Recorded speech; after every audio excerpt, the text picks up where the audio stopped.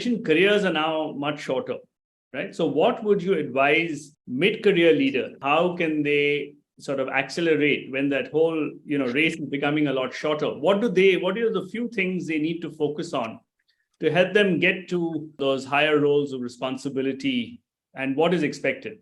So, Mudit, I think one of the things that is increasingly becoming important in today's corporate world is self-awareness. There's no point me getting into a boxing ring, wanting to box with Mike Tyson. I need to know, what am I good at? What are my strengths?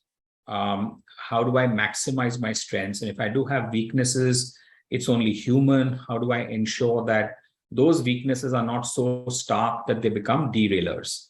So, capitalize on your strengths, kind of be mindful of your weaknesses. They don't just go away because, sometimes, especially when you get to my age, you are what you are. You're not going to really change fundamentally. It's good to have goals and aspirations, but focus on the controllables. That's the second key thing. It's really important that you enjoy what you do. And it's amazing how apparent it is and how clear it is to people whether you're actually enjoying yourself or you're doing something because it's a chore and because it's a source of livelihood. It just comes through in your body language, in the way you bring yourself to work every morning. So really important to find something which really floats your boat and enjoy what you do. Pushing the boundaries of learning, and then kind of, at least I personally have always felt the journey, the destination, the company, all are equally important. I mean, it's not like journey is more important or destination is more important. I mean, if you just are on an endless journey and you don't get the promotion, the growth, the advancement, it's not motivating. But journey, destination, company, all equally important. So I think if you have that, again, that sort of a mantra, that sort of a balance, that sort of a perspective, then you are focusing more on the inputs. And I'm not saying not looking at goals and targets, but the outcomes then tend to follow more often than not. And they might come sometimes ahead of your expectations in terms of timing, sometimes slightly later in terms of timing. That is, again, something which is dependent on so many uncontrollables or external factors.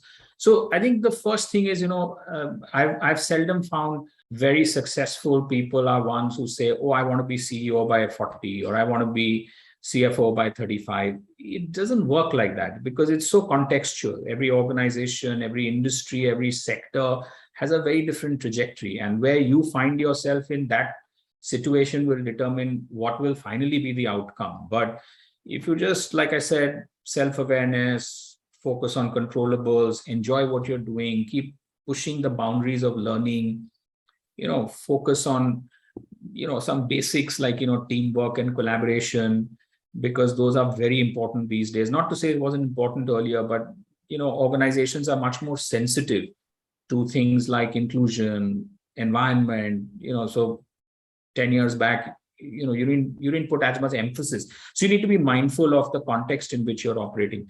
And if you do all that and you're getting better and better every day, it would be very surprising if that doesn't get recognized, rewarded, be it in terms of levels, compensation, recognition, brand, all of that. But yeah, I think that's pretty much what one would say. And it's not just about my story. I'm one of many, but when I look at, people who've been successful, you generally tend to see large degrees of, self-awareness, large degrees of people very passionate about what they do. So, whether it is stock investing or, anything else, if you're not passionate, you rarely see a person that successful if they're not passionate. And they tend to have a very different goal orientation. And 90% of the time it works.